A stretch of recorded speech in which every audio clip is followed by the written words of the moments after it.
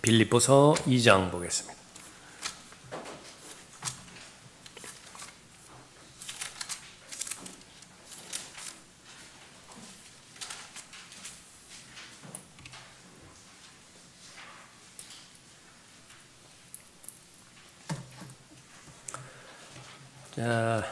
오늘 설교 제목은 마음과 생각 지키기인데요.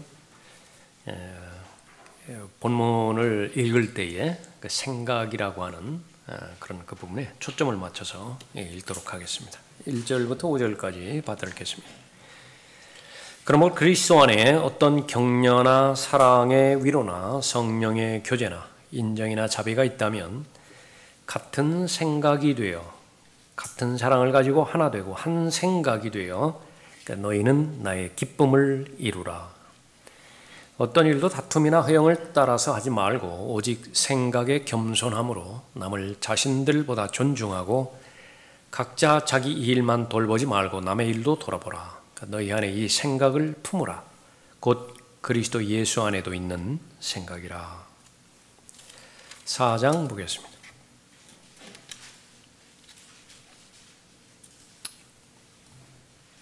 6절부터 9절까지 받들겠습니다.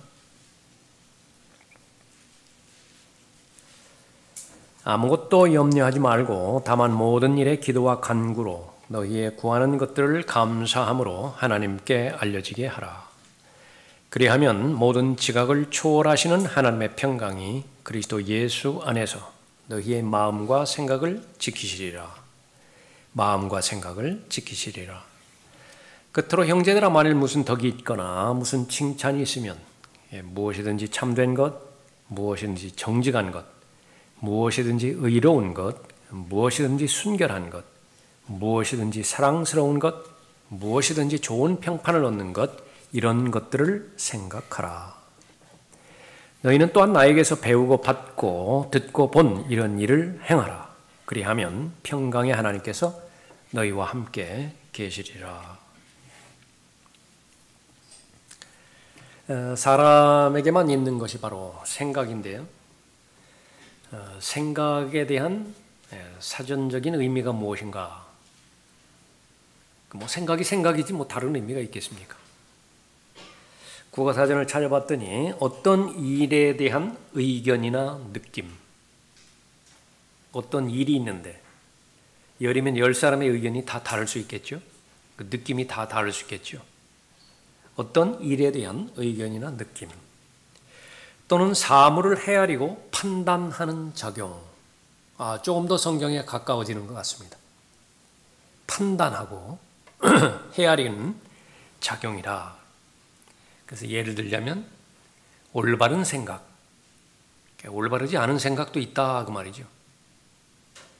또 생각이 서로 다르다. 빌립보서 2장에서 같아야 되는 내용들이 나열되어 나오는데 그 가운데서도 생각이 같은 것에 대해서 언급하고 있습니다. 사리를 따져 분별하고 판단함, 생각이에요. 따져야 되는 것이고요. 판단해야 되는데 거기에는 분별의 과정이 포함된다라고 하는 거죠. 생각이 깊다. 이건 고려하는 것입니다. 숙고하는 것이죠. 성경에서 말하는 이 부분도 역시 마찬가지입니다. 생각이 깊게 생각하는 것을 말하고 있는 것이죠. 생각이 있는 사람이다. 분별력이 있는 사람이고 또 판단력이 있는 사람이다라고 하는 것을 볼 수 있습니다. 저 사람은 생각이 없어. 그 의미를 우리는 잘 알 것입니다. 자, 그것이 사람들 사이에서 나누어지는 그 생각에 대한 그 내용이고요. 그것에 동의가 될 수도 있고 더 깊이 나갈 수도 있지만은 성경에서 말하는 결론, 그것은 사람에게 있어서 생각보다 더 중요한 것은 없습니다.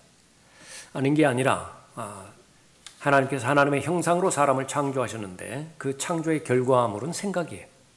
생각이 나왔어요. 흙, 먼지를 이렇게 해서 사람의 모습을 갖춰놓고 거기에다가 하나님의 영을 불어넣었더니, 다시 말하면 하나님의 생각을 불어넣었어요. 그랬더니 사고할 수 있는, 생각할 수 있는 생각 덩어리가 생긴 것입니다. 그 생각을 면밀하게 살펴봤더니 거기에는 지성도 있고요, 감정도 있고 의지도 있어요. 그것을 성경에서는 혼이라 그렇게 언급하고 있죠. 이 생각이 정상적인 기능을 가지고 또 정상적인 작용을 할 때 그것은 아주 만족스럽습니다. 창조의 목적대로 그대로 실현이 되고 존재가 되어지니까 더 이상 부족한 부분이 없어요. 채워지지 않는 부분이 없습니다. 그러나 죄가 들어와서 그것이 비틀어져 버렸죠. 왜곡되어져 버렸죠. 그래서 그 부분은 타락하게 되었던 것입니다. 생각이 없는 사람, 그것은 몸이 살아있다 하더라도 죽은 사람이라 그렇게 말하고 있습니다. 영이 없는 몸, 그건 죽은 몸이에요. 그런데 그 영은 영의 생각이 있죠. 생각으로 이루어진 것이 바로 영이지요. 지금의 나는 무엇이냐? 성경에서 분명하게 언급할 때 지금 나의 나된 것, 그것은 지금까지 어떤 생각을 했느냐라고 하는 것이 결정된다 그렇게 말하고 있습니다. 무엇을 먹었느냐, 그것이 내 몸을 형성하는 것이라고 한다면 무엇을 생각했느냐, 그것이 바로 나 자신을 결정하고 있는 것입니다. 열심을 다하여 내 마음을 지키라. 이는 삶의 문제들이 거기서 나옵니다. 아담이 변명할 수 없었던 것은 하나님께서 내게 주신, 나를 도우라고 주신 저 여자 때문입니다. 이 말은 절대로 못한다고 말이에요. 그건 안 돼요. 그럼 자기들끼리 이야기할 때는 통용될지 몰라도 하나님 앞에서는 어림도 없어요. 여자가 하나님 앞에서 나는 전혀 그럴 마음이 없었는데 저 옛 뱀이 나에게 다가왔기 때문에 그럴 수밖에 없었습니다. 이 말은 절대로 하면 안 돼요. 그것은 남편에게는 허용될지 모르지만 하나님께는 어림도 없는 소리예요. 그리스도인에게 역시 마찬가지입니다. 삶의 문제들, 그건 돈이 없어서 그렇게 할 수밖에 없었습니다. 사람들은 10분 이해를 합니다. 워낙 나와 그 사람의 감정이 길이 곱기 때문에, 길이 깊어졌기 때문에 그럴 수밖에 없습니다. 충분히 이해를 해요. 그러나 골방에서 하나님의 은혜의 보좌 앞에 나가서 하나님 앞에 말씀드릴 때 그것은 절대로 통용되지 않습니다. 그건 안 되는 말이에요. 그러니까 고백은 무엇이냐? 모든 것이 내 마음으로부터 나왔습니다. 정직한 거예요. 하나님께서는 정직한 마음이 발견될 때에 그 사람을 다루시죠. 정직하기만 하면 돼요. 열심을 다하여 내 마음을 지키라. 이는 삶의 문제들이 거기서 나옴이라 말하고 있습니다. 사람이라고 하는 것은 이는 그가 마음에 생각하는 대로 그도 그러한 즉, 그렇게 말하고 있죠. 사람이 더럽혀지는 것, 그것은 지금까지 사람들이 생각했던 것처럼 환경이 아니었어요. 열악한 교육 환경, 그것이 사람을 더럽게 만들지 않는다고 말해요. 입으로 들어가는 음식들, 그것이 사람을 더럽게 만들지 않아요. 반대로 마가복음 7장에서 예수님의 말씀에 의하면 안에서 나오는 것이 그 사람을 더럽게 만들어요. 근데 그 마음에 대해서 바로 하나님께서는 그 마음을 알고 계시는 것인데 그것은 타락한 마음이고 더러운 마음이고요. 그 마음으로 행하는 모든 결과는 다 더러운 걸레예요. 하나님께서. 그러니까 마음에서 모든 삶의 문제들이 다 일어나는 것입니다. 구원받으려면 어떻게 해야 됩니까? 마음으로부터 시작되죠. 제일 먼저 마음에 찔림이 있어야 됩니다. 거기서부터 구원의 단계는 시작이 되어지죠. 그 다음에 이제 마음으로 믿으면 이제 구원받는 것이죠. 내 행위로 구원받는 것이 아닌 것입니다. 하나님께서는 사람의 모든 마음을 다 알고 계시고요. 마음의 상상을 알고 계시다 그렇게 말하고 있는데 솔로몬에 대해서 이 권면의 말을 해줄 때에 이 마음의 상상이라고 하는 그 부분을 강조해서 권면의 말씀을 주십니다. 너 내 아들 솔로몬아, 너는 내 아버지의 하나님을 알라. 마음과 마음에 관련된 아주 중요한 말씀이에요. 하나님을 알라. 그리고 온전한 마음과 기쁜 뜻으로 그분을 섬기라. 이것이 이제 요한복음 4장 24절에서 언급하고 있는 참된 경배와 아주 직접적으로 연결되어지는 말씀이기도 하죠. 정말로 하나님께서 처음부터 끝까지 관심 있어 하는 것은 마음의 태도입니다. 어떤 동기에서 그 말이 나왔는가? 어떤 동기에서 그 일을 행하고 있는 것인가? 솔로몬의 통치, 그것은 하나님으로부터 지혜를 구하는 것인데 도대체 어떤 마음에서 그 지혜를 구하는 것인가? 그것이 지금까지는 잘 되었다. 지금까지는 너무 잘했어요. 그 동기가 너무나 순수했던 거예요. 그러나 그것이 의미가 있기 위해서는 지켜내야 됩니다. 그 올바른 동기와 순수한 동기, 그것이 변질되지 않도록 지켜내야 된다. 그러려고 한다고 한다면 내가 나의 마음을 지키기 위해서는 제일 먼저 알아야 되는 것이 하나님을 알아야 돼요. 하나님은 어떤 분이신가? 주께서는 모든 마음을 살피시고 생각의 모든 상상을 아시나니. 이분 앞에 서는 거예요. 우리가 그리스도의 심판석 앞에서 대면할 때도 이런 분 앞에 서시는 거고요. 서는 거고, 백보자의 심판에서는 더 말할 것도 없습니다. 지금 무엇을 상상하고 있는지조차 아는 분 앞에 내가 공개적으로 지금 모든 것이 다 드러내는 것입니다. 다 폭로되어지는 것입니다. 어디로 숨지요? 무엇을 숨겨요? 예. 그런데 이 가운데서 복받은 사람은 어린아이래요. 어린아이와 같은 마음이 있다고 한다면 그보다 마음 편한 거 없다. 그보다 참된 안식이 없습니다. 마음에 달려있어요. 수고하고 무거운 짐진 자들아. 어떤 짐이죠? 그것은 바로 예수님께서 죄들을 없애기 위해서 오신 목적처럼 죄의 짐이죠. 죄가 형성되어지고 죄가 활성화되어지고 죄가 활동하는 영역은 다른 데 아니에요. 마음이라고요. 마음. 그 마음 안에서 온통 감당할 수 없는 짐으로 그 신음할 때에 예수 그리스도 안으로 들어오죠. 예수 그리스도는 어떤 분이라고 했어요? 온유하신 분이라. 마음이 온유한 분이에요. 그 예수 그리스도의 마음, 예수 그리스도의 생각, 그것과 동의가 되어진다면, 일치가 되어진다라고 한다면 하나님의 약속 안에 머물러 있게 되어지는 거죠.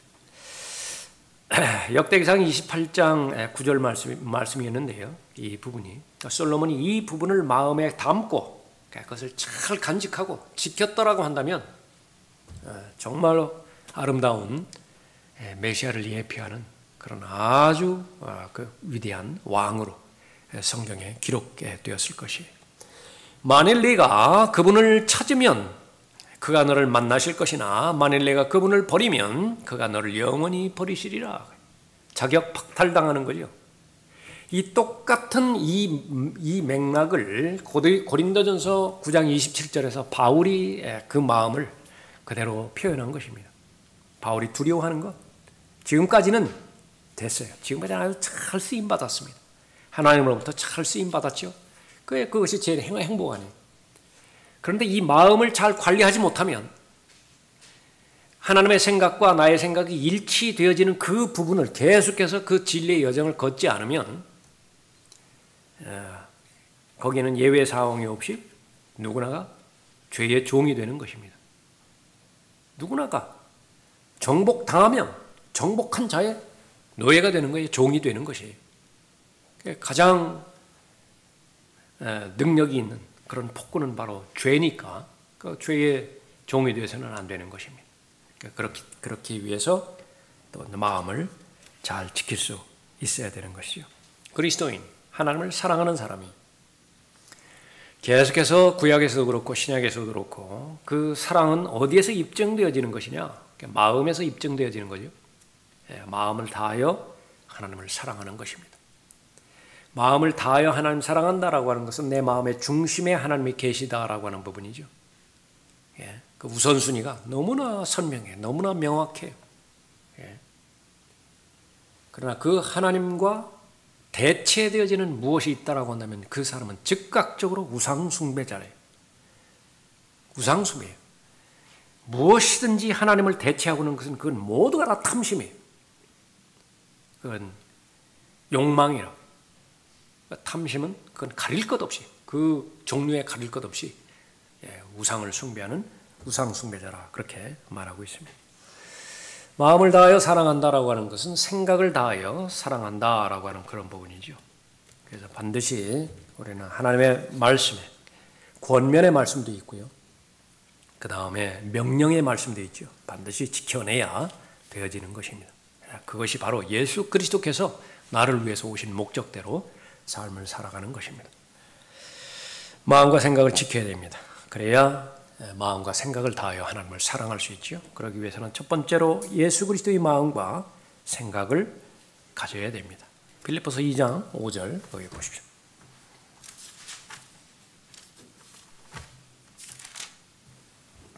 너희 안에 이 생각을 품으라. 곧 그리스도 예수 안에도 있는 생각이라. 계속해서 생각에 대해서 중요하게 여기고 있습니다.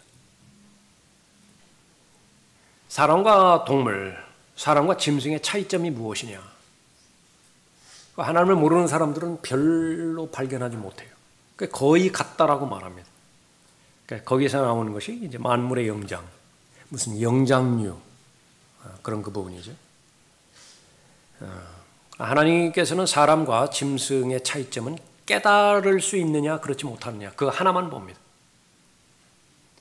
사람이 아무리 존귀에 처해 있다 하더라도 문명이 발달하고 기술이 발달하고 옷을 잘 차려입고 좋은 생활 환경에서 그렇게 하고요. 교육을 많이 받고 그래서 어느 말들이 아주 점잖은 말들 그렇게 한다 하더라도 하나님에 대한 지식이 없고요.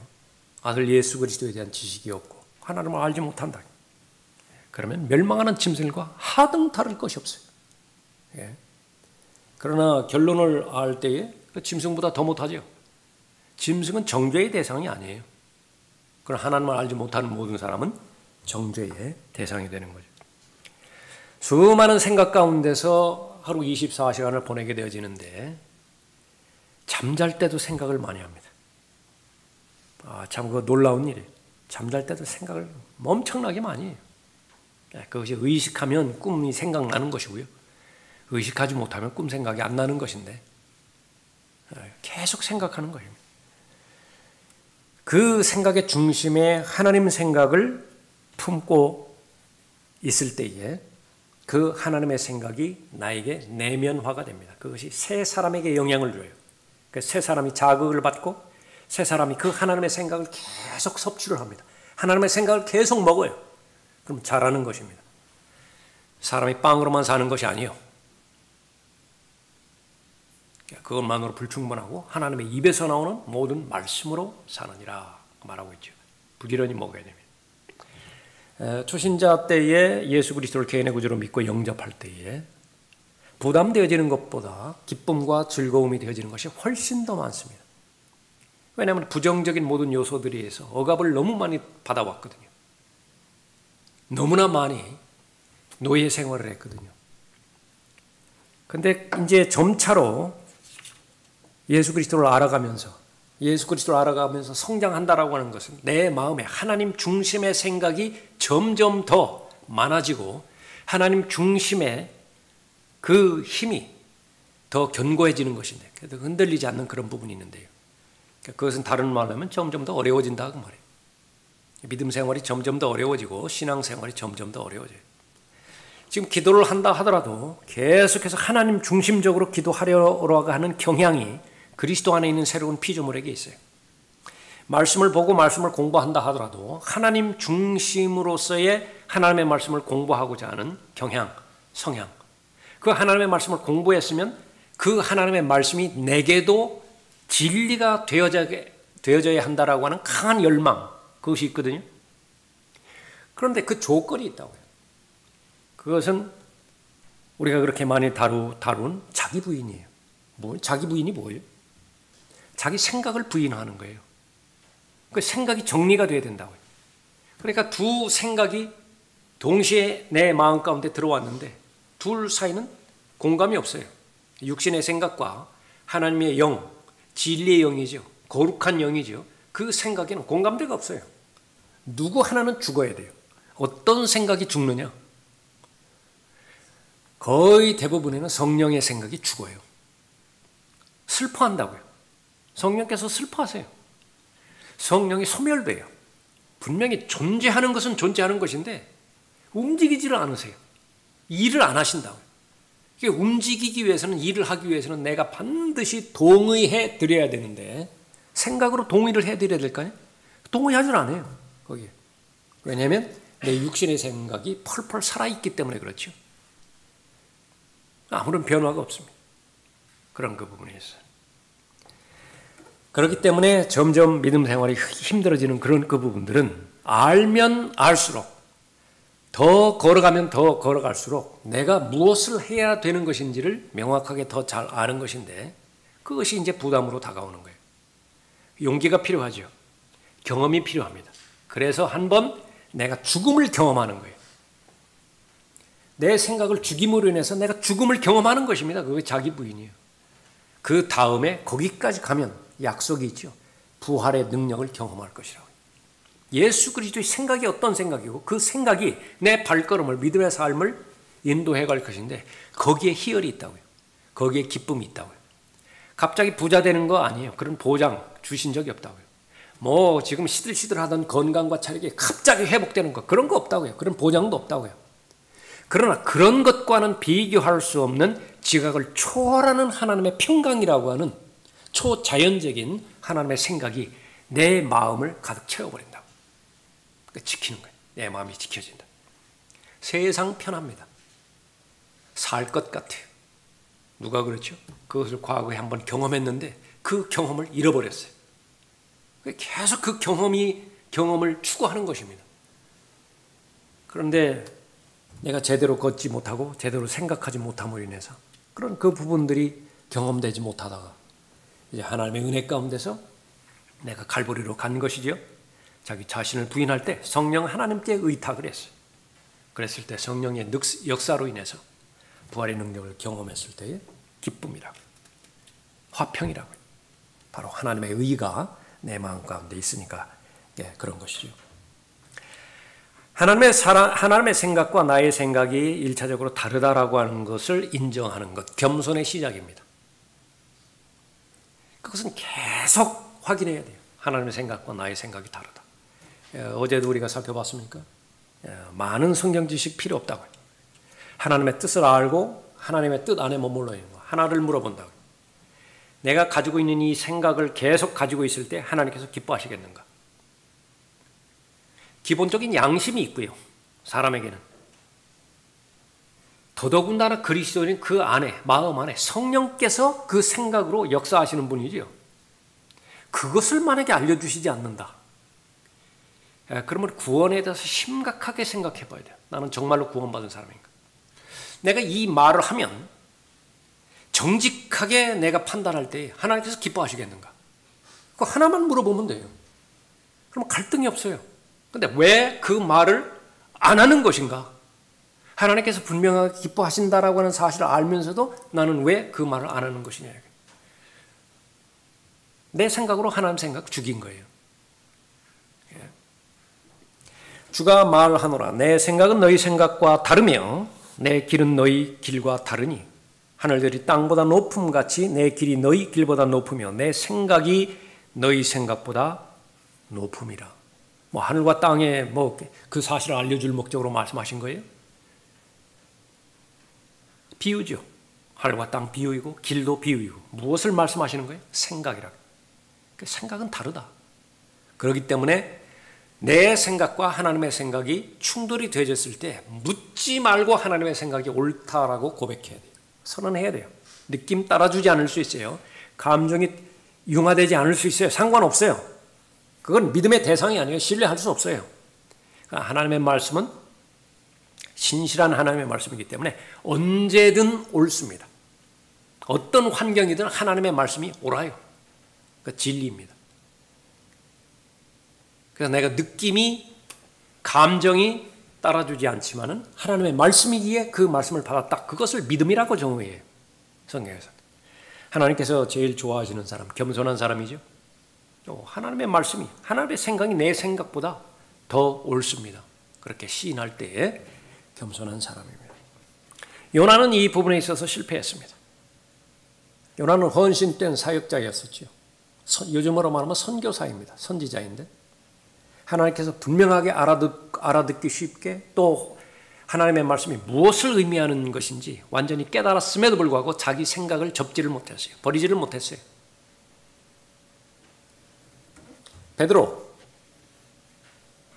베드로만큼 예수님을 사랑한 사람이 어디 있어요?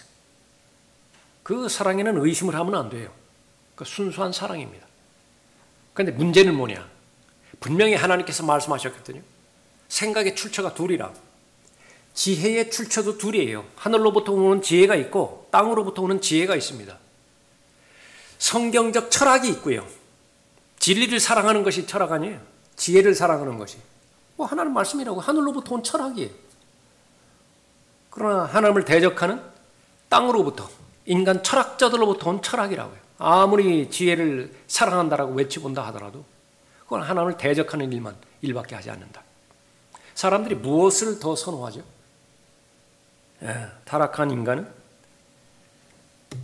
세상의 풍족 가운데 동화되기 때문에 땅으로부터 오는 것에는 너무나 적극적으로 반응을 한다. 그러나 하늘은요, 살지를 못해요. 물고기가 물에서 살아야지 그 무태 와가지고 그 공기를 호흡할 수 있습니까? 그건 불가능하다. 원천적으로 불가능하다. 그래서 거듭나야 돼요. 새롭게 창조가 돼요. 창조가 돼야 된다. 아가면만 가지고 호흡하다가 이제는 허파를 가지고서 포유동물처럼 인간처럼 그런 공기로 들숨 날숨을 쉴 수 있는 새로운 존재가 돼야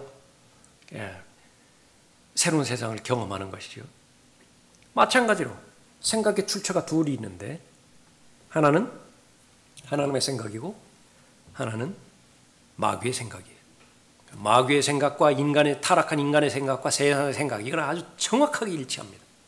마찬가지로 하나님의 생각과 예수 그리스도의 생각과 성령 하나님의 생각, 그 정확하게 일치해요. 생각과의 싸움이에요. 생각과의 전쟁이라. 베드로는 거기에 집니다. 예수님께서 마태복음 16장 23절에서 베드로의 그 잘못된 부분을 지적하십니다. 이는 내가 하나님의 일들을 생각하지 않고 계속 거듭거듭해서 알려주셨어요. 예수님께서.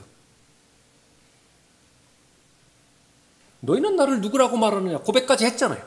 하나님의 아들이라고 고백까지 했잖아요. 근데 그 고백의 의미가 있기 위해서는 그 하신 말씀을 자신의 생각보다 더 권위 있는 말씀으로 받아들이면 될 텐데 거기에는 실패를 하였다. 그래서 이 부분에 있어서요 아주 집요하게 자신의 생각을 믿습니다. 베드로뿐만 그런 것이 아니에요. 우리가 아주 명심해야 돼요.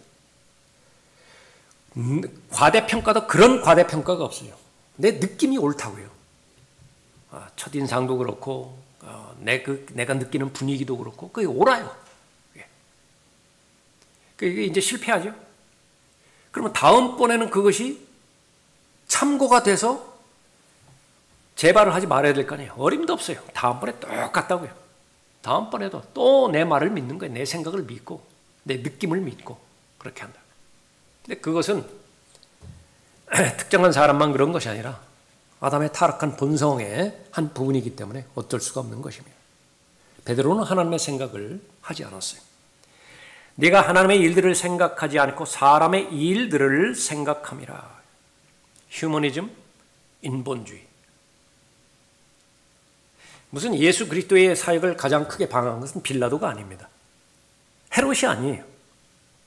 바리새인들이 아니에요. 로마 군인들이 아닙니다. 카이사가 아니에요. 베드로라고요. 베드로. 세상 누구를 향해서 사탄아 그렇게 부른 적이 있습니까? 베드로 보고 사탄아. 가장 강력하게 공격한 것이 생각에서 실패할 때 그런 일을 따르는 것입니다. 주님을 따르기 위해서는 자기를 부인한다고 거듭 말씀하셨어요. 생각을 부인해야 된다라고 하는 것이죠. 자기 십자가를 져야 되는데 이것은 베드로 생각에는 없어요. 기껏 자기 십자가를 지고 내가 죽으려고 예수 그리스도를 따라? 무언가를 얻으려고 딴 거 아니에요. 무언가를 비교해서 더 가치 있는 것이라고 판단했기 때문에 배도 버려두고 그물도 버려두었다고요. 심지어는 아버지도 버렸다고요. 근데 죽으래요. 자기 보고. 그것이 바로 예수님의 생각이었습니다. 자기 생각을 버리지 못함으로 인해서 실패해버렸죠. 자신의 일생 일대에 가장 커다란 실패를 하고 나서 회복의 계기가 되었던 것이 그 생각이 떠오르죠. 생각했어요. 생각. 그 생각이 베드로를 살린 거예요. 그때 닭이 2번 울더라. 그러자 베드로는 예수께서 자기에게 닭이 2번 울기 전에 내가 나를 3번 부인하리라고 하신 말씀을 기억하고 그것을 생각하며 울더라. 마땅히 생각해야 될 것을 생각했어요. 그 생각이 베드로를 살린 것입니다. 예수 그리스도를 가장 잘 따랐다라고 하는 바울 역시 마찬가지로 비껴가지 못합니다. 베드로의 동기가 순수했던 것처럼 바울의 동기도 순수했어요. 동족의 구원을 위해서라면 자기가 저주받기를 바랐겠노라 그렇게까지 고백한 사람이었습니다. 얼마나 직접적인 증거로 예루살렘에 가지 말라고 그랬어요. 고집 부리고 갔죠. 하나님께서는 바울이 카이사 앞에 서는 거예요. 최선으로 서질 못했어요. 그리스도를 대신한 대사로서 섰으면 좋았을 텐데 죄수로 섰습니다. 죄수로. 그나마 죄수로 선 거예요.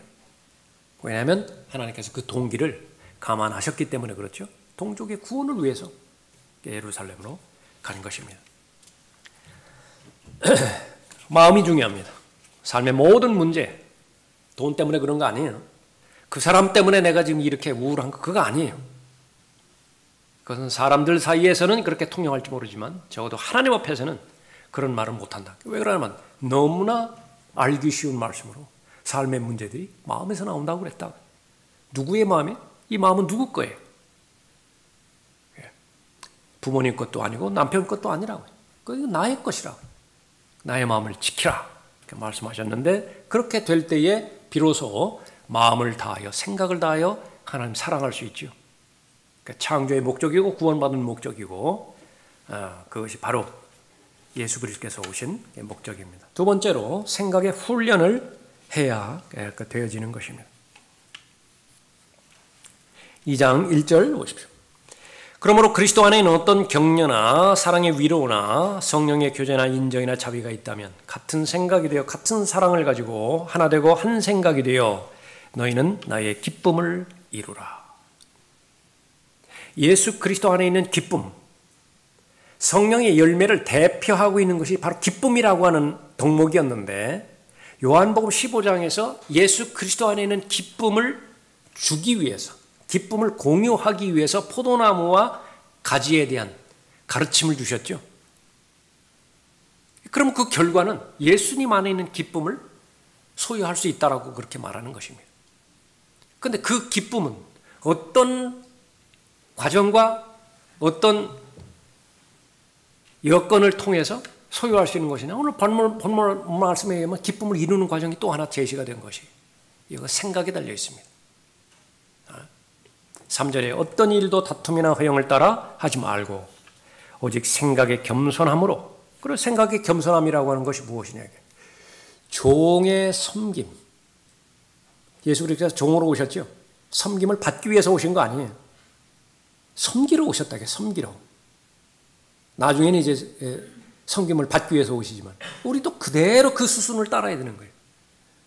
그런데 이 부분에서 이탈되어지면 예수 그리스도의 생각 이 부분으로 무장되지 못하는 것인데 이게 이제 대우받으려고 하는 거예요. 인정받으려고 하는 것이고 그래서 이 부분이 생각의 겸손함이라고 하는 것이 남을 자신들보다 존중해야 된다라고 하는 것인데 그리스도인이 져야 되는 유일한 빛 그것은 사랑의 빛이죠. 존중해야 돼요. 존중해. 다른 사람을 존중한다. 나는 종이고 다른 사람을 생각할 때 그것은 주인집 아들이에요. 너무 과장된 말도 아니고요. 주인집 딸이라고요. 주인집 딸이라. 그래서 남편과 아내와의 관계도요. 아내를 생각할 때 내가 사랑하는 아내로서 그 관점을 가져야도 되지만은 그러나 그리스도 안에서 하나님께서 가장 사랑하시는 따님이다. 그렇게 생각해야 되는데 그것이 훈련이 돼야 돼. 훈련이 돼야 된다. 마찬가지로 성도들 마찬가지입니다. 내가 이 가정을 포함해서 이 하나님께서 허용하신 이 지역교회에 보내신 목적은 뭐냐면 하나님께서 아무리 살펴본다 하더라도 내가 속해 있는 그 교회에 이 사람을 보내는 것이 가장 잘 섬김을 받겠더라. 그래서 보내니까 내가 좀 잘 알아서 그 사람을 헤아려서 필요한 거 좀 채워주고 그 사람 좀 잘 인도해서 내가 맡겨주신 그 의도대로 맡긴 의도대로 그렇게 하라. 예. 지도교사예요. 옛날에 그 상속자의 주인의 아들이 그 성인식 되기 전까지 아직 권리가 없잖아요. 그러니까 그 포로로 끌려온 무슨 전쟁 포로였겠죠. 거기서 아주 똘똘한 거기서 그 지혜로운 사람 하나 정해가지고서 내 아들을 맡아라. 잘 교육시키고 훈련시키고 때에 따라서 학교 안 간다고 했을 때 네가 직접 매를 들어라. 거기까지 내가 허용한다. 회초리 아주 호되게 때려가지고서 학교 결석하지 못하게 만들고 숙제 만약에 철저히 점검해서 게으름 피거나 그러면은 그렇게 하고 만약에 그 한두 번 하다가 안 되면은 그거 나한테 가져오라. 내가 직접 다루겠다. 그렇게 맡겨줬다. 그것은 이제 섬김이죠. 그것이 바로 생각의 겸손인데 그 생각의 겸손으로 다른 사람을 더 존중히 여기기 위해서 한 샘플을 보여주셨다. 그것이 여러분이 잘 알고 있는 빌립보서 2장 5절 이후에 있는 예수 그리스도의 섬김의 도예요. 섬김의 도라고요. 예수 그리스도 안에 있는 생각. 그 예수 그리스도는 어떠한 생각을 가지고 있느냐. 하나부터 열까지 섬김이잖아요. 죽기까지 신실하라라고 하는 그 말씀을 몸소 실천하셔서 자신의 생명을 스스로 내어놓으셨죠. 죽음에까지 순종하셨는데 십자가의 죽음에까지 순종하신 것입니다. 이것이 거듭나지 않으면 불가능해요. 성령 하나님의 도우심이 없다면 불가능하기 때문에 성령께서 내주하신다고 말씀하십니다. 우리는 율법을 지킬 수 있는 능력이 없어요. 그러나 율법을 지킬 수 있는 단 한 가지 방법이 있는 것인데 그것은 성령께서 내주하셔서 성령의 능력으로 그 율법을 지키게 하세요. 로마서 8장의 서두의 부분이죠. 그래서 하나님의 힘으로 살아갈 수 있는 새로운 피조물이 그렇게 되어진 것입니다. 문제는 우리는 로봇가 아니라는 부분이죠. 그냥 매뉴얼대로 조립하고 거기다 그 스위치 꽂고 그 건전지 꽂아놓으면 떡꺽떡꺽떡꺽 그렇게 걸어가는 그런 부분이 아니라 반드시 성령 하나님께서는 나의 동의를 얻으셔야 돼요. 그것을 인격이라 말하기. person to person. 인격 대 인격의 존재라고 말하고 그것이 바로 하나님의 형상으로 창조된 피조물이라고 말씀하셨는데 예수 그리스도의 모든 발자취 그것을 내가 따라간다. 죄가 없는 그 분이 배워야 되었던 부분이 순종이었고요. 그러니까 순종은 무엇을 순종하는 거예요? 그 생각을 복종시키는 거예요. 대표적으로 겟세마네 동산에서 예수님 자신의 생각이 있고 아버지의 생각이 있다. 두 뜻이 충돌이 됐죠. 그랬을 때에 바로 아버지의 뜻을 순종했습니다. 그랬더니 예수님은 사역이 이제 완성이 되었던 것입니다. 생각의 훈련에 실패하면 비참하게 되어지는 것인데 하늘의 것들을 생각해야 되죠. 하늘은 영원한 것들입니다. 그러지 않으면 땅의 것들을 생각할 수밖에 없어요. 나는 하늘의 것들도 관심이 없지만은 다시 말하면 하나님께서 나에게 보상에 대한 약속의 말씀을 주셨는데 상속에 대해서 통치에 대해서 하나님의 나라에 대해서 지상에 세워지는 왕국에 대해서 말씀하셨는데 난 그런 것에는 별 관심이 없다. 다만 내가 거룩하게 신앙생활 잘하고 그렇게 할 뿐이다. 어림없는 소리. 그건 불가능해요. 그거에 대해서 의욕이 없으면요, 열정이 없으면 반드시 마음은 다른 것들로 채워져야 되는데 땅의 것들로 채워질 수밖에 없습니다. 그러니까 성령으로부터 오는 사랑으로 채워지지 않으면 세상이 주는 사랑으로 그 마음은 채워질 수밖에 없어요. 땅의 것들로 채워질 수밖에 없는 것입니다. 내가 자주 너희에게 말하였고 지금도 눈물로 말하지만 많은 사람이 그리스도의 십자가의 원수들로 행하고 있느니라. 그들의 종말은 파멸이며 그들의 하나님은 자기들의 배요 그들의 영광은 자기들의 수치 속에 들어있고 그들은 땅의 것들을 생각하느니라. 빌립보서 3장에 나와 있는 말씀이다. 빌립보서 3장 18절에 있는 말씀입니다. 제일 먼저 그리스도인이 생각의 훈련을 했을 때에 위를 바라보는 훈련을 하라고 말씀하셨죠. 하늘을 바라보라. 마음을 위에 두라. 땅에 두지 말라. 그러니까 이것은 계속해서 훈련하고 해야 되어지는 그런 부분입니다. 4장 8절 보겠습니다. 4장 8절에 끝으로 형제들아 만일 무슨 덕이 있거나 무슨 칭찬이 있으면 무엇이든지 참된 것, 무엇이든지 정직한 것, 무엇이든지 의로운 것, 무엇이든지 순결한 것, 무엇이든지 사랑스러운 것, 무엇이든지 좋은 평판을 얻는 것, 이런 것들을 생각하라. 그런데 본능은 어떻게 돼요? 이거 생각 안 한다고요. 사람과의 관계도 마찬가지입니다. 사람과의 관계도 서로 이견이 있죠. 그러면 첫 출발부터 어렵지 않아요. 저 사람의 입장에서는 충분히 그럴 만하겠다. 성숙한 사람의 마음의 자세. 그 사람의 입장에 서는 거예요. 어린아이들은 그거 못해요. 성인만 그렇게 할 수 있습니다. 그 사람의 입장에서 한번 서보는 거예요. 그럴만하겠다. 잘 모른다고요. 그러면 거의 대부분에 맞는 사실은 사정이 있는 거예요. 어떤 사정이 있었겠지. 그렇게 시작되어지는데요. 이 부분에 있어서 계속해서 성경적인 성령의 인도함을 받지 못하고 계속 자기 생각에 갇혀 있잖아요. 그럼 거기 장사 없어요. 자기 생각에 매몰됩니다. 그렇게 처음에는 내가 잘못했다 하더라도 나한테 20 정도로는 책임이 있겠다. 상대방이 80 있다 하더라도. 점차 이것이 이제 전환되어가지고요. 100대 0이 되는 것입니다. 나는 잘못한 것이 없어요. 상대방은 어떻게 됐어요? 마귀예요. 상대방은 사탄이 돼버렸다고요. 그래서 우스갯소리로 몇 번 말씀드린 것 같지만은 유일하게 가해자만 있고 피해자가 없는 곳 어디라고요? 가해자만 있어요. 피해자만 있어요. 피해자. 말 거꾸로 한 것 같은데. 가해자가 없어요. 다 피해자로 다 피해자. 목사도 피해자고 성도도 피해자고 어른도 피해자고 남편도 피해자고 어린애들도 피해자고. 그 영적인 그 모임이 영의 모임이 있기 때문에 그런 것입니다. 그런데 문제는 빌립보서 4장 8절에서 언급한 것처럼 결심을 해야 돼요. 나는 생각하겠다. 참된 것만 생각하겠다. 주변의 상황 가운데서 일어나는 그런 일들이라고 한다면 나는 사실로 입증된 것만 생각하겠다. 더 나아가서 사실인데 그것이 교회의 덕을 세우고 그리스도인에게 용기를 주고 또 의욕을 주는 그런 것만 말하겠다. 사실이라 하더라도 오히려 상대방이 위축되고 그렇게 한다고 안 하잖아요. 그 진작 말하지 왜 지금 말해? 걱정하실까 봐 그랬죠. 우리 흔히 있잖아요. 그런 마음이라고요. 그런 마음.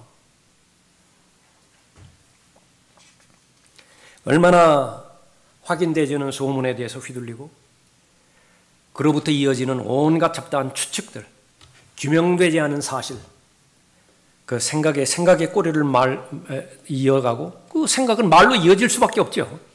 통제되는 것이 불가능하니까 그것은 어떤 형태로든지 다양하게 그리스도인의 삶에 어려움을 주게 되는 것입니다. 그런 그 부분들이 해결되지 않은 상태에서 골방에서의 기도 생활 가능할까요? 골방에서의 기도 생활 가능할까요?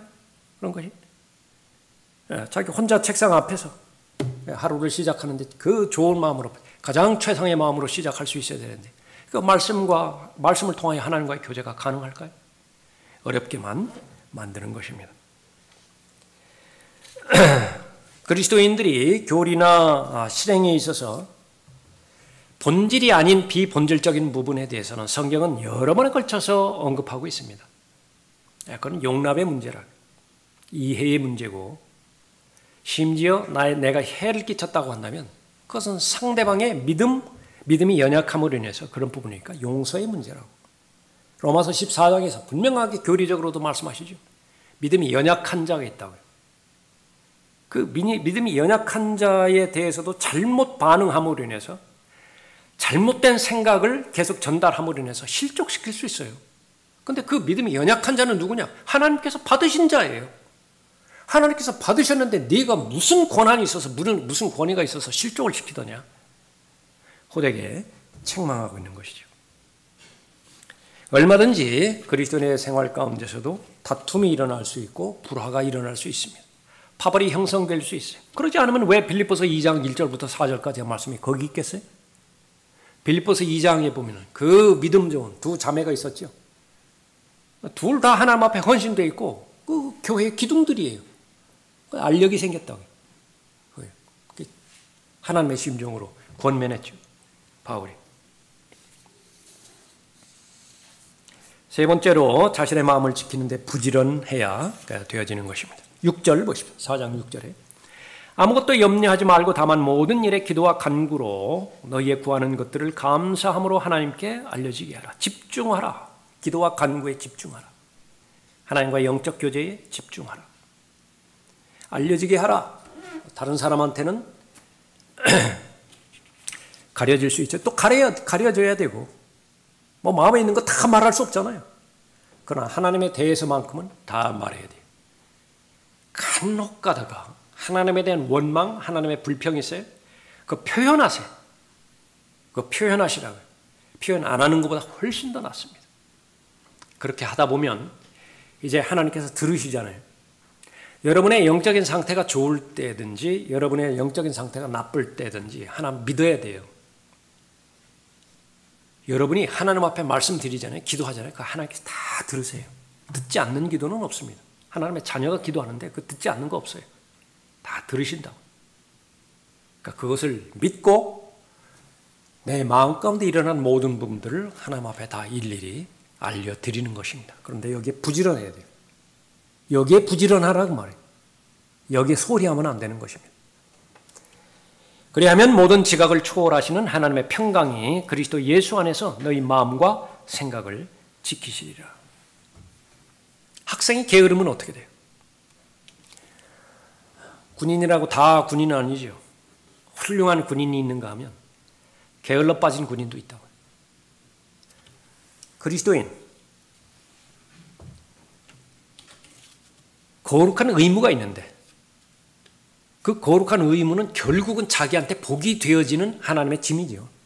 그 거룩한 의무를 실행을 해야 내가 성장하고 성숙되어지고 내가 연단되어지죠.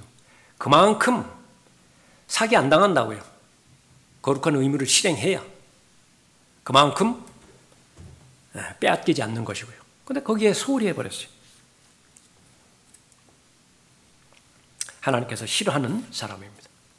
거룩한 의무를 등한시하는 게으른 성도.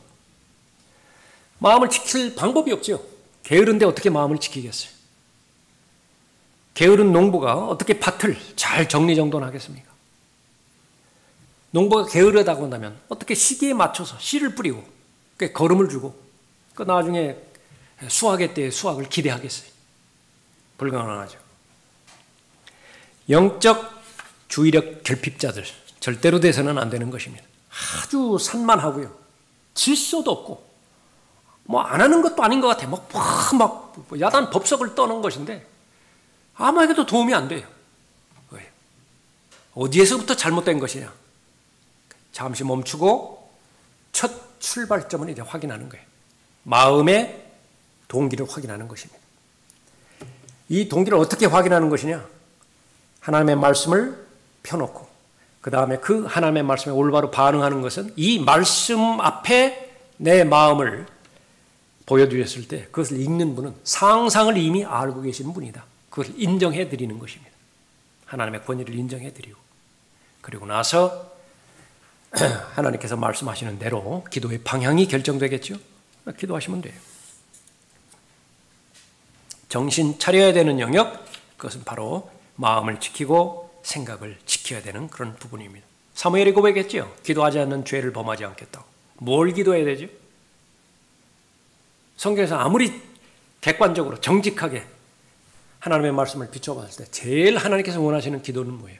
마음과 생각을 지켜야 되는 그런 기도를 하나님 앞에 말씀드리라고 그랬죠. 기도하지 않은 죄의 결과, 그것은 혼란입니다. 무질서예요. 그 가운데서 성령께서 역사하실 리 만무하고 성령께서 움직이지 않은데 맺게 되어지는 열매는 무슨 열매예요? 그 기껏해야 바로 자 육신의 결과들이라고요. 형식적인 종교생활, 형식적인 예배, 그런 것들이죠. 그럴 필요가 절대로 없는 것입니다. 한 구절 보죠. 로마서 8장 보십시오. 로마서 8장.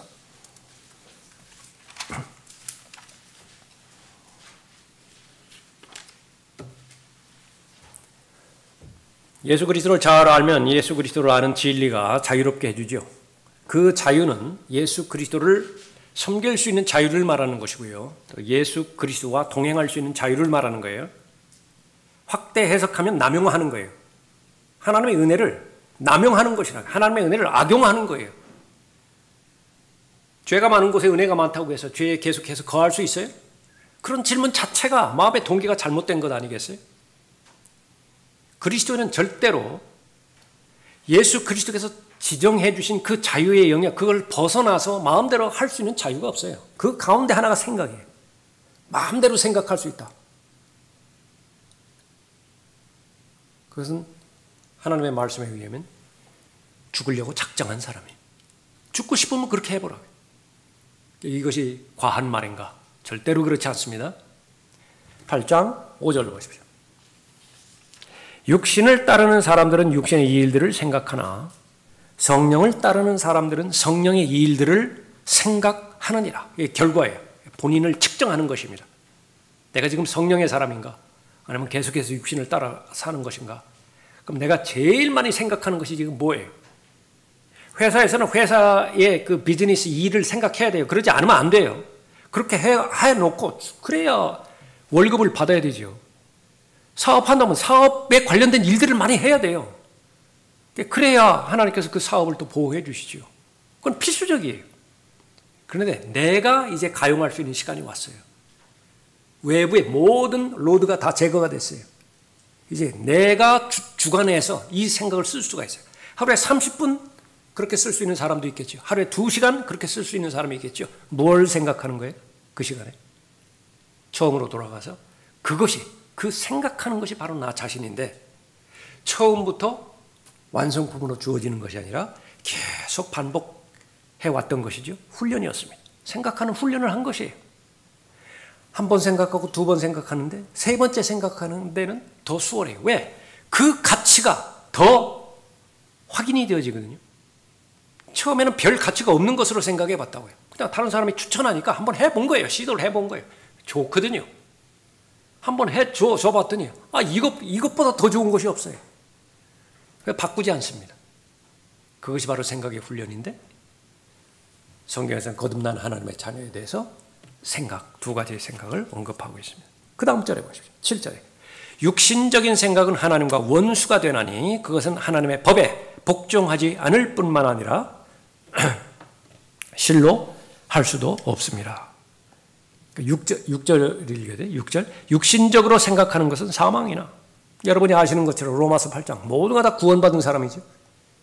구원받은 사람이 육신적으로 생각하면 사망이에요. 여기에는 영적 죽음부터 시작해서 영적인 어떤 능력도 없다. 영적인 능력이 없으니까 영적인 열매 없는 것은 너무나 당연한 것이죠. 이것은 물리적인 죽음도 포함이 되는 것입니다. 고린도전서 11장 30절에 있는 것처럼 왜 이렇게 계속 시름시름 앓는 거예요? 그 요인 가운데 하나가 생각에 문제가 있을 수도 있다. 예. 그런 그 부분들을 잘 헤아려서 죽지 않으려면 어떻게 돼요? 숨을 쉬어야 돼요. 숨을 쉬어야 된다. 그 숨을 강제로 쉬기 위해서 심폐소생술을 하잖아요. 숨을 쉬어야 돼요. 살려야 된다고. 그 조금 눈 가늘하게 뜨면 숨 쉬어. 그거보다 더 중요한 거 없다고요. 죽지 않으면 어떻게 돼요? 정신 차려야 되죠. 정신 차리라는 것은 생각하라고요. 생각을 하라. 멍하게 있지 말고 생각 없이 시간 보내지 말고 생각을 하라고요. 생각. 그 생각을 하기 위해서 끊임없이 하나님의 생각이 바로 내 마음 가운데 계속해서 들어오게 되어지는 거죠. 하나님의 말씀, 목적 가운데가 하나님께서 주시하는 것이 마음의 의도들이 있다고요. 또 마음의 생각들이 있습니다. 그것을 판별하게 하는 목적이 히브리서 4장 12절에 언급하는 말씀이 그 능력 가운데 하나죠. 여러분 지금까지 최선을 다해서 마음과 생각을 잘 지켜오셨을 것입니다. 믿음을 지키는 길이고 믿음은 마음에서 일어나는 그런 부분이기 때문에 그렇죠. 하나님과 교제할 수 있는 모든 그리스도인이기 때문에 여러분이 오늘 특별히 또 개인적으로 기도할 때 가지고 나온 기도 제목에 앞서서 여러분의 마음의 상태를 하나님 앞에 아뢰고 또 성령 하나님께서 무엇을 말씀하시든지 우리 주저할 필요 없어요. 미룰 필요도 없습니다. 그럴 이유가 없어요. 하나님께서는 우리를 살리시고자 우리에게 복 주시고자 우리를 풍요로운 삶으로 향유하게 하고자 그렇게 인도하시는 것이죠. 그 하나님을 신뢰하고 말씀하신 그대로 잘 말씀드림으로 인해서 여러분의 마음이 하나님께서 보시는 정상적인 마음 또 예수 그리스도의 마음과 생각으로 잘 무장되어 있는 그런 복된 마음 잘 무장하시는 그런 시간이 되시기 바랍니다.